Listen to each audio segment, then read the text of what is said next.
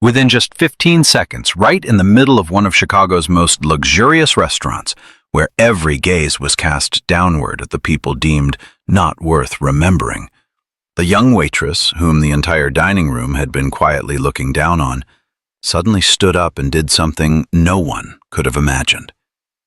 That small, slender girl with her old apron and worn-out shoes took down 3 armed robbers before anyone could even let out a scream.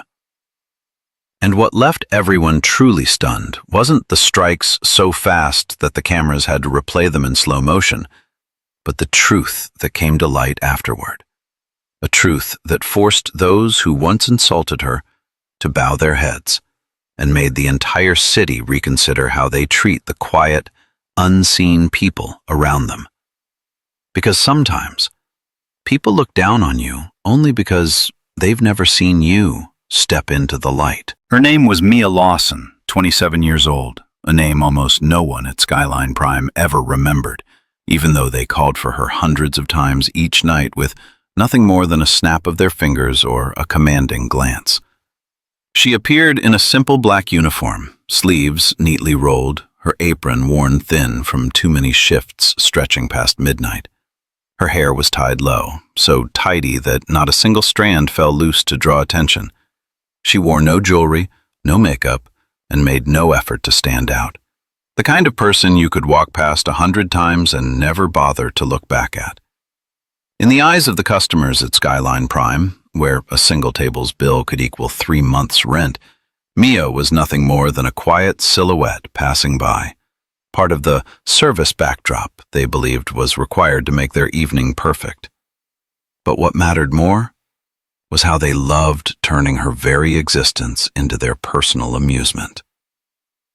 At the VIP table by the floor-to-ceiling window overlooking downtown Chicago, a familiar, arrogant voice sounded every time Mia approached. Harold Whitmore, 58, head of an investment fund, never missed a chance to take a jab at her, sometimes about her cheap shoes, sometimes about the way she set a glass down, and sometimes simply because belittling her made him feel more powerful. His wife, Lynn, the classic country club socialite, looked at Mia with eyes as cold as if she were staring at a stubborn stain. Then there was Kyle, the gel-haired CEO, who always tilted his head with a half-smirk every time Mia stepped near, the smirk of men who believe money and attitude are enough to define someone else's worth. Beside him, Brielle, an influencer with hundreds of thousands of followers, but not a single kind thought to spare, scanned Mia from head to toe as if evaluating an outdated product. Each time Mia placed a wine glass down, she could hear their whispers. She looks like she walked out of a discount store. Probably minimum wage. Don't drop the glass, honey. You can't afford to pay for it. These words slipped into Mia's ears without leaving a trace of anger. She simply nodded, offered a gentle smile, and continued her work, because she knew the loudest people were often the ones who understood the least. And there, in a room blazing with warm lights, filled with clinking silverware and showcase aristocracy, not a single person realized that the waitress they trampled on every day had once stood in a place where a single wrong breath could cost her entire team their lives. But that truth, on that particular night, would no longer remain hidden. In the middle of that luxurious dining room, where every voice seemed to fall onto Mia like tiny blades, there was only one person who didn't take part in the spectacle. At the deepest corner of Skyline Prime, beside a walnut table placed right by the floor-to-ceiling window, Ethan Reed sat alone, silent, as if he had been born to inhabit rooms where a whisper was enough to shape the atmosphere. Ethan was 36, younger than most billionaires in the city, yet his eyes carried the worn depth of someone who had lived through layers of darkness. He was the CEO of Reed Tactical Systems, Chicago's largest security corporation, the place that trained the people the world called the last line of safety. His attire wasn't flashy, a light gray suit, a dress shirt without a tie. No gold watch, no designer logos, None of the noise of wealth. But his presence was impossible to overlook. Sharp, controlled stillness, like a concealed blade held by a man who had witnessed far too many things that no one dared speak of. Ethan was not the type to talk in restaurants. Throughout the evening, he only sipped water and lightly scrolled through his phone. And people were right. There is a kind of wealth so quiet, it makes the whole room pay attention. And amid all the elite chatter, he paid attention to only one person: Mia. Not because she was beautiful, not because she sought attention, but because of the way she set down a plate, adjusted a knife that was misaligned by only a few millimeters, to the way she kept her posture straight under the sting of sarcastic remarks. Every gesture said one thing: this was not an ordinary person. In the instant when Mia bent slightly to pour wine for a nearby table, the light from the overhead lamp fell across her hand. Ethan saw something no one else noticed. That hand was not the hand of someone who only carried trays. It was the hand of someone who had held something far heavier, something that could decide life and death within seconds. As Mia turned away, a corner of an old piece of paper peeked out from her apron pocket. A military photograph, folded in half, young faces standing in the desert, dust settling on their shoulders. They were not tourists. They were soldiers, and not the ordinary kind. Ethan recognized it in a single breath. Someone who had never set foot in a war zone could not understand the look in those eyes. But someone who had built an entire security empire knew it all too well. He remained still, didn't call her over, didn't ask questions, didn't interfere with her work. He simply watched, not with the intrusive curiosity of the other guests. It was the observation of someone assessing true capability, someone who had seen strength hidden beneath humility. And that quiet man, the one Todd had warned Mia to stay away from, would be the person to change her life only minutes later. But for now, no one knew that in just one breath, the doors of Skyline Prime would burst open, and every prejudice in that room would be overturned forever. That evening, Skyline Prime glowed as brilliantly as it did every night. Soft jazz drifted through the air, and the clinking of silverware against porcelain echoed rhythmically like a flawless gala. Boastful stories, polished laughter, and snobbish remarks about class flowed steadily between glasses of shimmering red wine. No one imagined that just moments later, all of it would be torn apart. 8:14 p.m. The glass doors of Skyline Prime burst open as if struck by a storm. 3 figures dressed in black charged in, their faces hidden behind masks, heavy boots pounding against the stone floor like the knocking of a nightmare. "Down! Everybody on the floor! Now!" The shout exploded inside everyone's skull. In the span of a single heartbeat, a wealthy couple shoved an entire table aside to crawl beneath it. A group of guests threw their phones down and slid under their seats.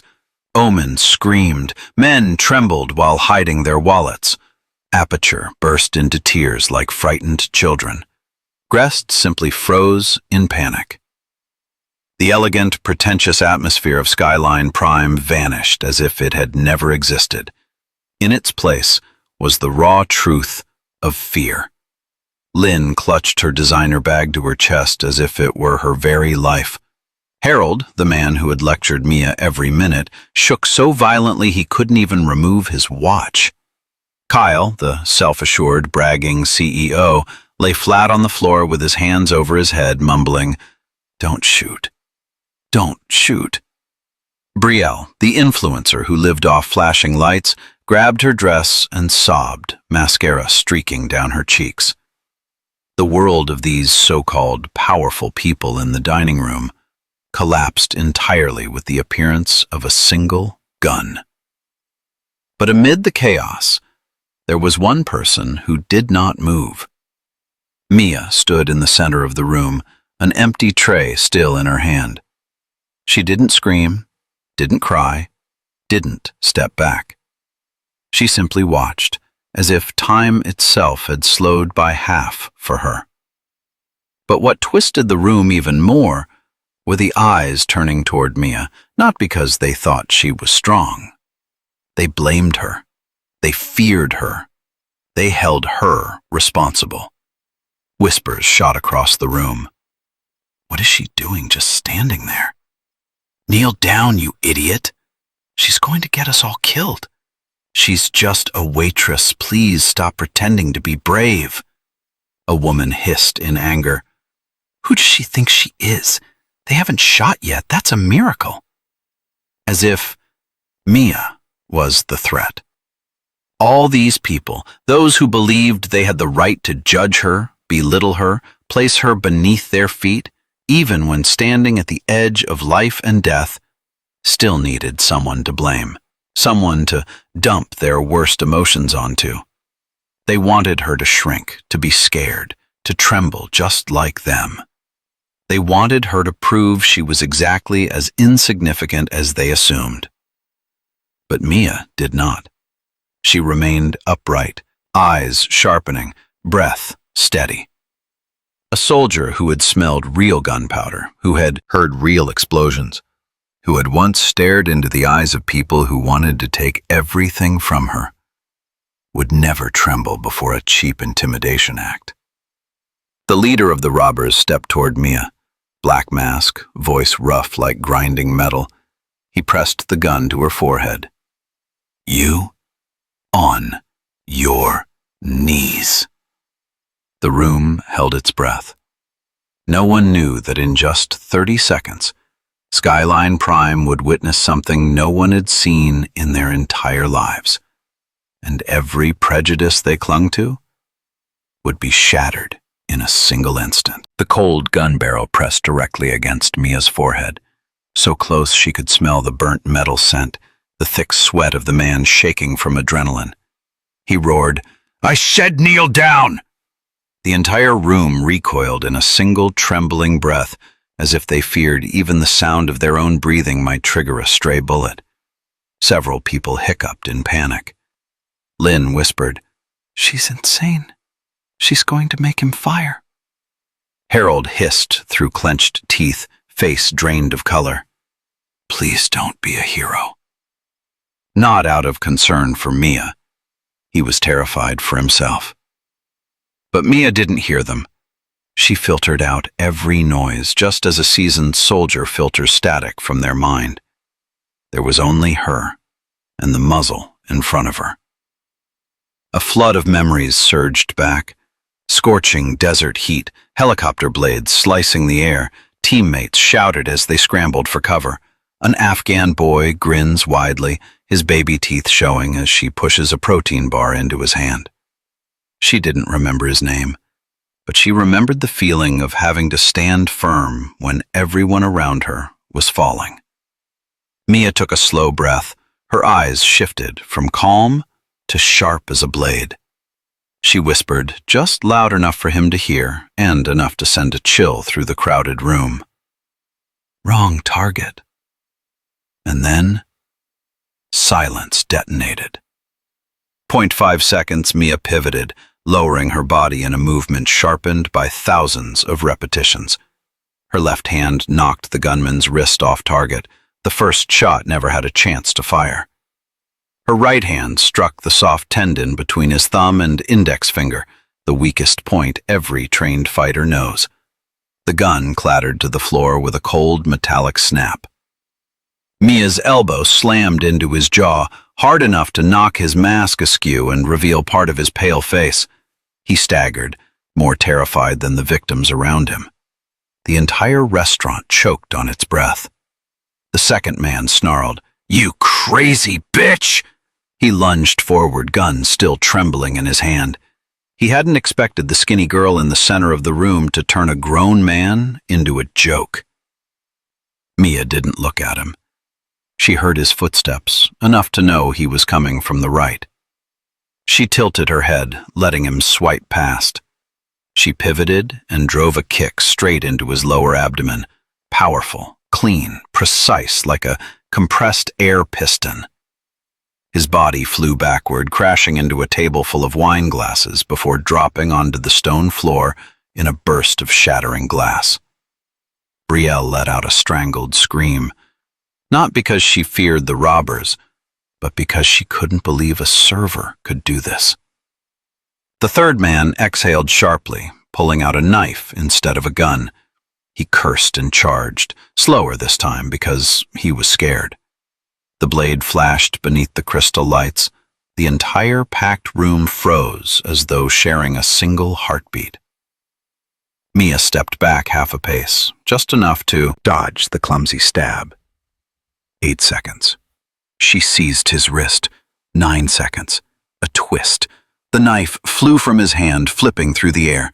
10 to 11 seconds. Using his own forward momentum, she yanked hard and slammed him onto the stone floor.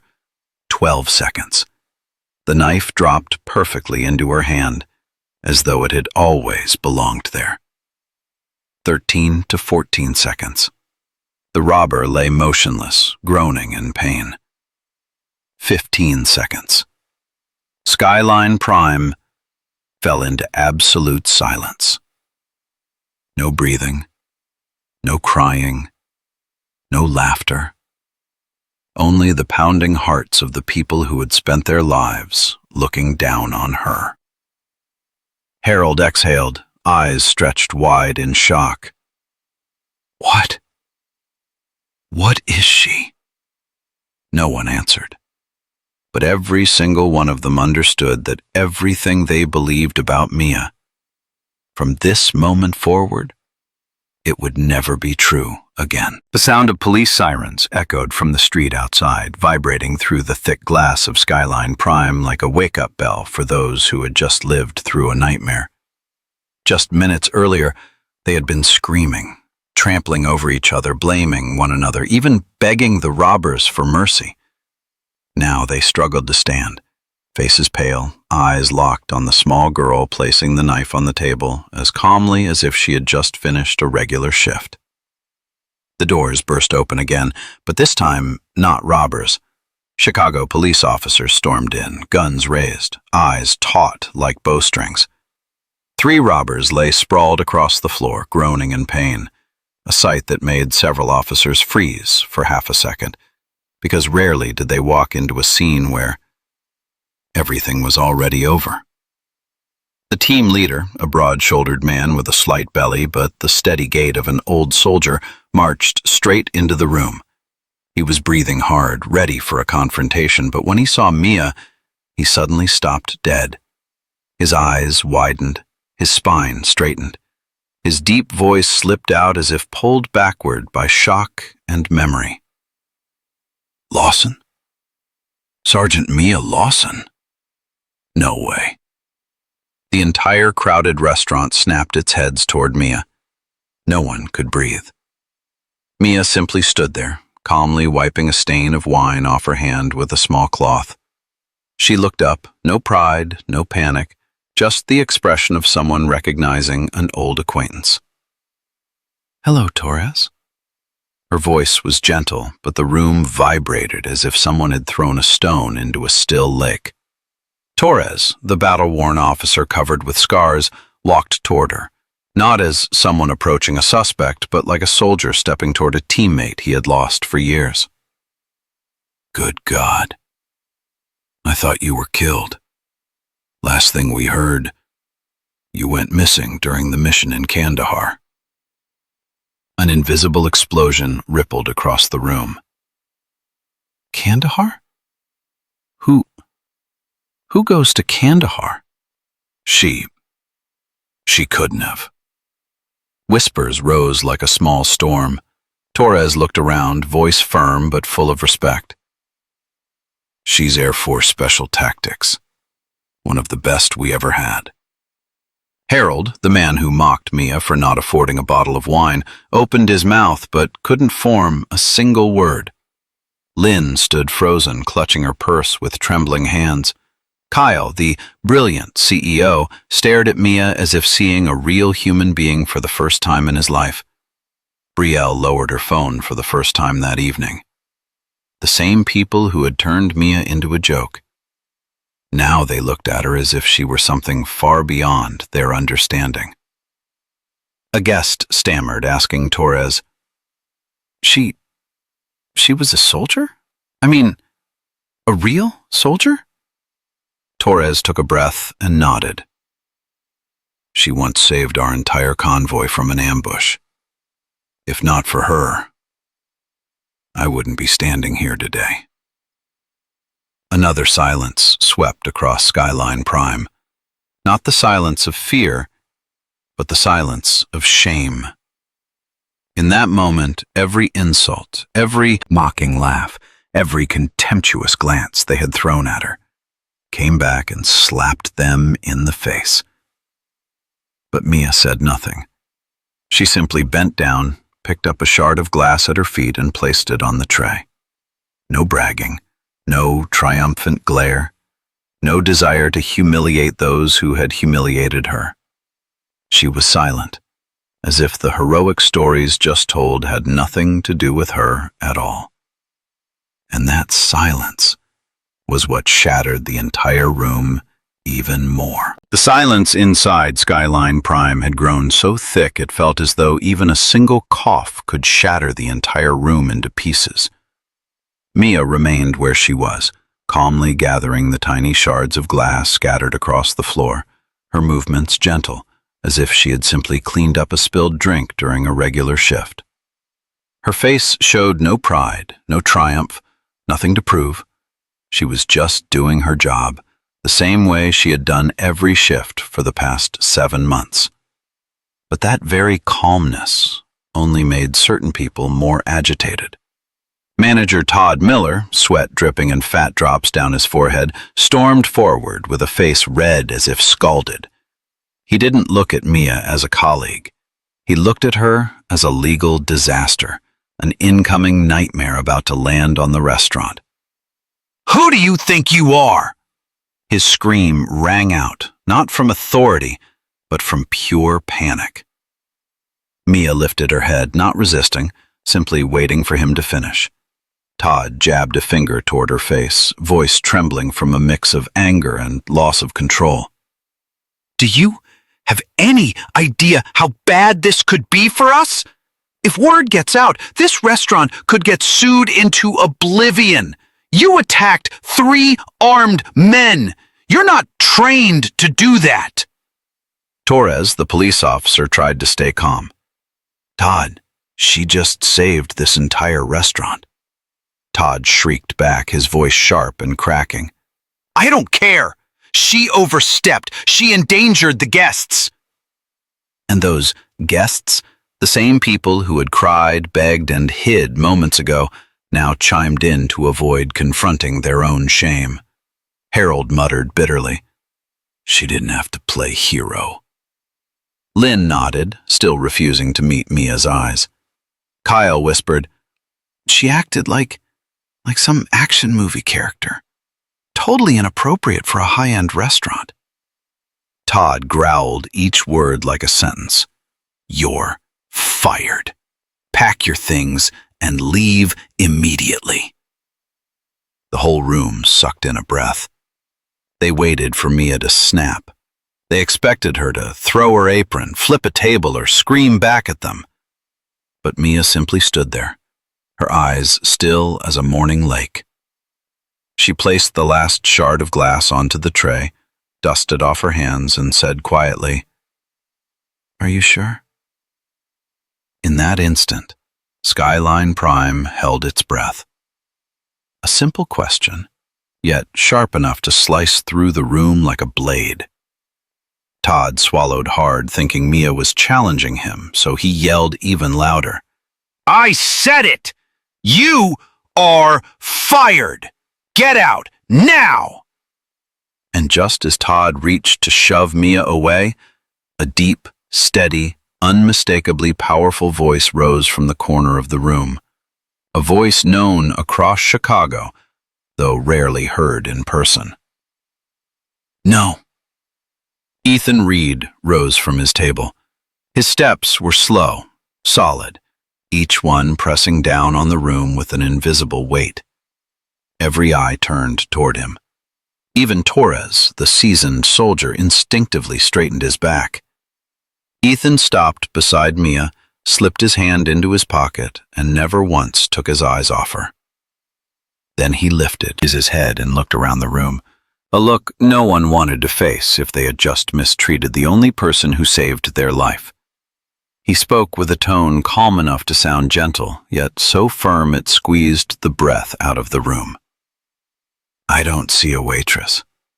I see the only person here who kept her composure when the rest of us lost ours. The room froze.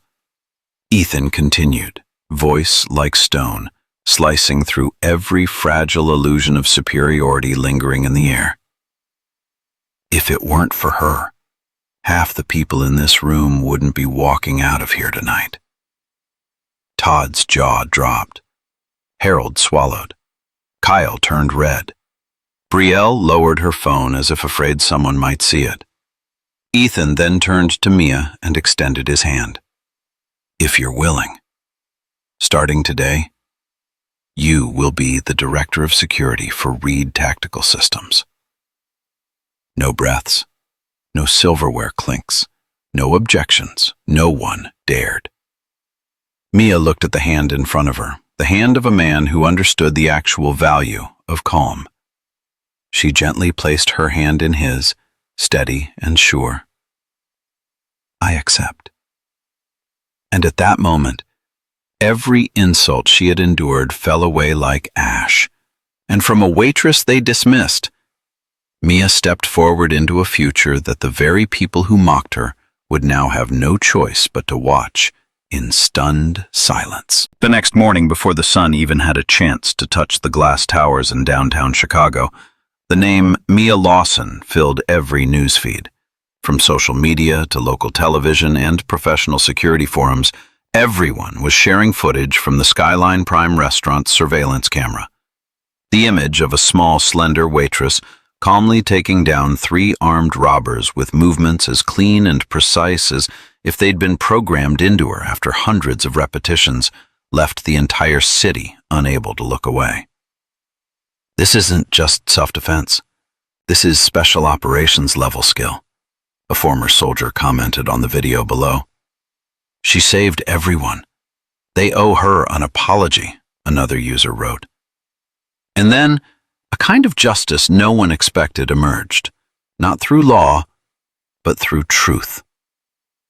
Harold Whitmore, the man who mocked Mia for not being able to afford the wine, suddenly became the center of public ridicule. His clients began questioning the morality of the man to whom they had entrusted their money.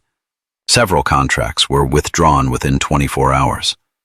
Lynn, who always believed she belonged to a superior social class, was urged by her elite women's group to pause all social activities until the situation cools down. The doors to the glamorous events she cherished slammed shut on her. Kyle, the startup CEO, received an urgent email from his investor. When you openly ridicule a veteran who saved your life on camera, we can no longer continue our partnership. Brielle, the influencer who lived off her image, had to shut down her Instagram after thousands of comments called her a hypocrite. All of them faced consequences, not because Mia sought revenge, but because of one simple fact. The cameras did not take their side. As for Mia, she arrived at the headquarters of Reed Tactical Systems in a simple button-down shirt, carrying a small canvas bag, stepping into the glass-walled office on the 37th floor. When she entered her first meeting as the new director of security, something unusual happened. Everyone stood up. Not because of her title, but out of respect. People who had studied at top-tier institutions, people who had worked at the Pentagon, people who had led rapid response teams, all of them bowed their heads slightly as she walked past. And on the corner of her new desk, Mia placed a framed photo, the old one of her and her teammates in a dusty hallway in Kandahar. a piece of her past that would never leave her. But now, finally, I had a place to rest quietly. That afternoon, as Mia stepped out of the building, the Chicago sky turned a soft, pale gold. She passed an elderly street vendor with silver hair and a gentle face. He held out a simple wooden bead bracelet. "For you, miss. You look like you survived something." Mia paused, and in those 2 seconds, a whole piece of memory washed through her. Bullets whizzing overhead, the thundering tremor of helicopters, the dusty smell of the battlefield, and the laughter of the little boy she once protected. She took the bracelet, opened her wallet, and handed the man a $20 bill. "Keep it. It suits someone who just learned how to stand tall again." The vendor frowned, not fully understanding, but Mia smiled. A smile she realized, only on that day, felt real again. Sometimes people look at you and only see the apron, the job you're doing, or the simple life you choose to live. They think they understand you. But in truth, they only see the surface of an ocean you've already crossed. Mia once said something that Torres later repeated during a press conference. "Not everyone who stands still is weak. Some people stand still because they're deciding whether the fight is worth it." And the second line, the one that made the entire room go silent. True worth isn't found in where people can see you, but in the battles you overcome in silence. If this story touched something in you, leave a small sign, a like, a comment, or a share. Not for the algorithm, but because it helps us continue telling the stories of the quiet strength each of us carries. See you on the next journey of deep life tales. Thank you for staying until the end.